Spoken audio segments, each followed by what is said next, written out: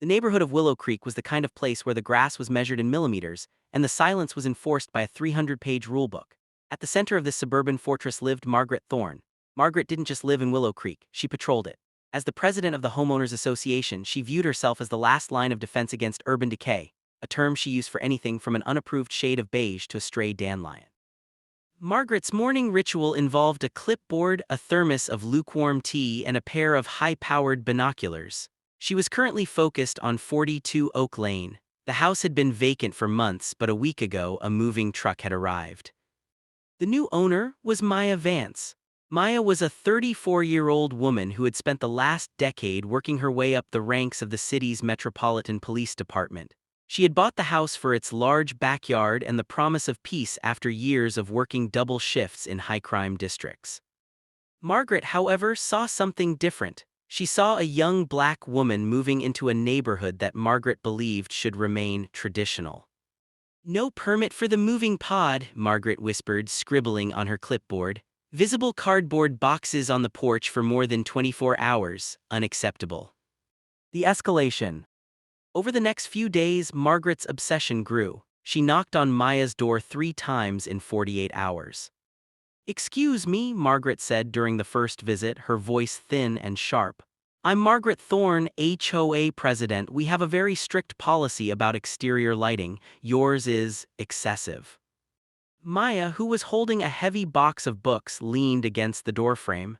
"It's a motion sensor security light, Ms. Thorne. It's for safety. It only stays on for 30 seconds. "It's a nuisance," Margaret snapped. "And I don't believe I've seen your proof of residency. We require a background check for the association files." Maya straightened her posture. "My realtor submitted all the paperwork to the management company. I'm sure it's all there. Now, if you'll excuse me, I have a lot of unpacking to do." Maya closed the door firmly. She wasn't being rude, she was tired. She had just finished a grueling 16-hour shift at the precinct and wanted nothing more than a hot shower and sleep. But Margaret didn't see a tired professional, she saw defiance. To Margaret, no was a declaration of war. By Saturday, Margaret's resentment had reached a boiling point. She watched from across the street as a man in a hooded sweatshirt arrived at Maya's house. It was Maya's brother Marcus coming over to help her mount a television. He used a key Maya had hidden under a potted plant. Margaret's eyes widened. "Unauthorized entry," she hissed. "She's running a halfway house or worse." She waited 10 minutes. Then she took a deep breath and dialed 911. "The lie. Emergency services, what is your location?" the dispatcher asked. "I'm at Oak Lane in Willow Creek," Margaret said, her voice trembling with a practiced fake terror. "I'm witnessing a home invasion in progress at number 42. Can you describe the situation, ma'am?"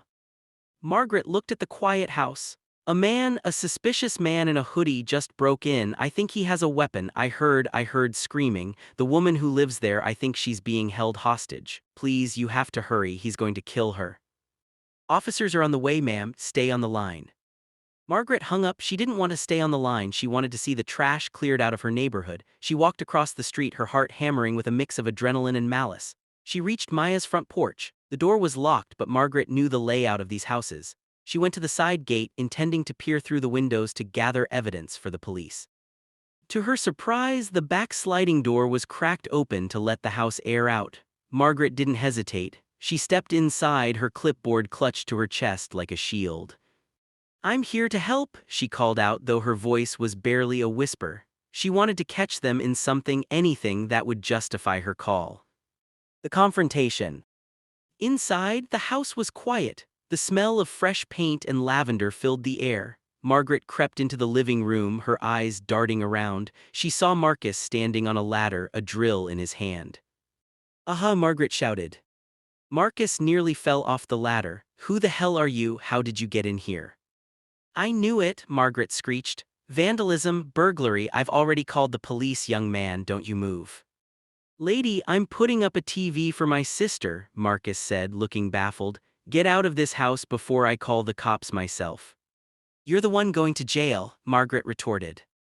At that moment, the front door burst open. Police, hands in the air, dropped the weapon. 3 officers stormed in, guns drawn but held at the low ready. Margaret spun around, pointing a manic finger at Marcus. There he is, he has a drill, he's trying to kill us.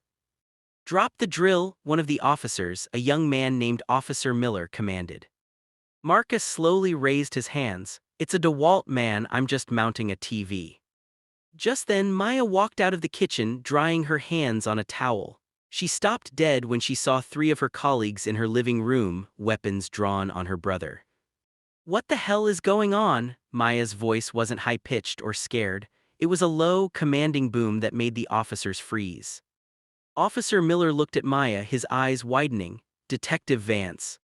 Miller, Rodriguez, why are you in my living room pointing guns at my brother? Maya stepped forward, her face a mask of cold fury. Margaret stepped between them, still not grasping the situation. Officer, this woman is harboring a criminal. She's been suspicious since the day she moved in. I saw him break in. I heard her screaming for her life. The room went silent. Maya looked at Margaret, then at the officers. You heard me screaming. Yes, Margaret lied, her face turning a blotchy red. I heard you begging for mercy. I saved your life. The revelation. Maya walked over to a small table near the door and picked up a heavy leather folder. She flipped it open to reveal a gold badge and a photo ID that read, Detective Maya Vance, Robbery Homicide Division. Margaret stared at the badge, her mouth opened and closed like a fish out of water. I'm a detective with the city police, Ms. Thorne, Maya said, her voice dangerously calm. And this is my brother who has a key to this house. Now let's talk about your 911 call. Maya turned to Officer Miller. What was the dispatch report?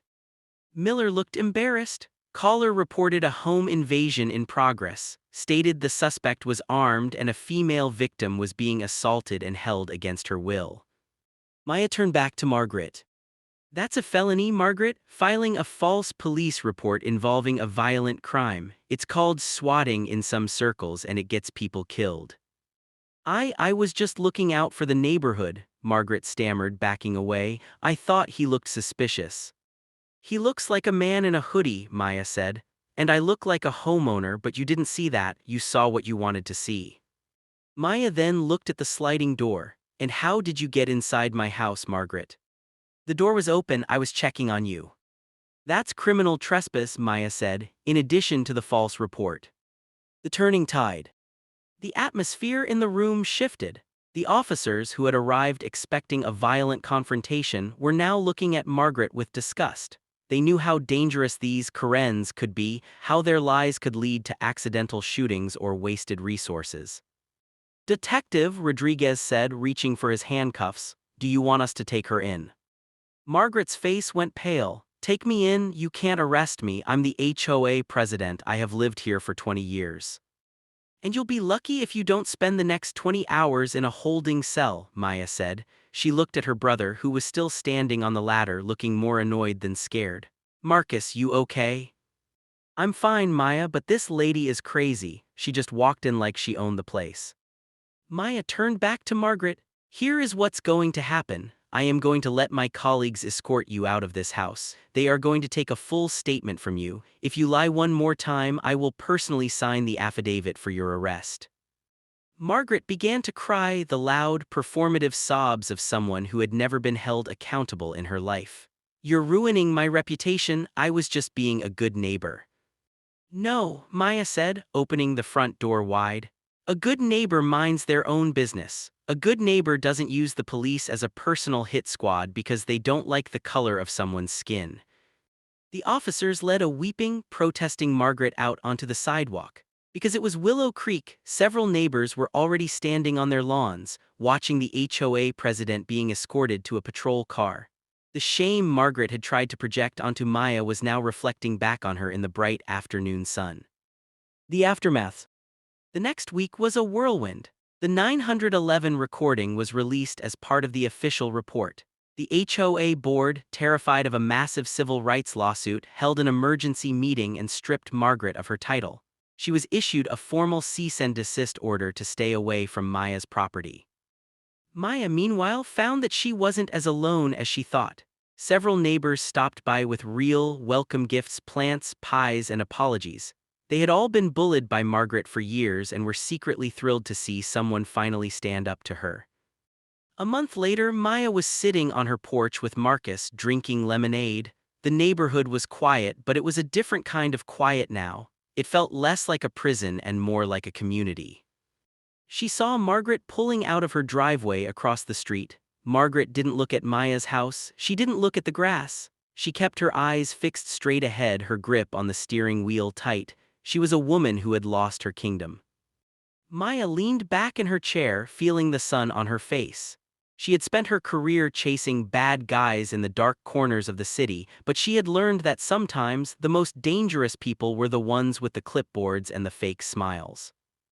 As the sun began to set, the motion sensor light she had installed flickered on, bathing the porch in a bright, clear light. It was a light designed to reveal the truth, and for the first time since she moved in, Maya felt truly at home.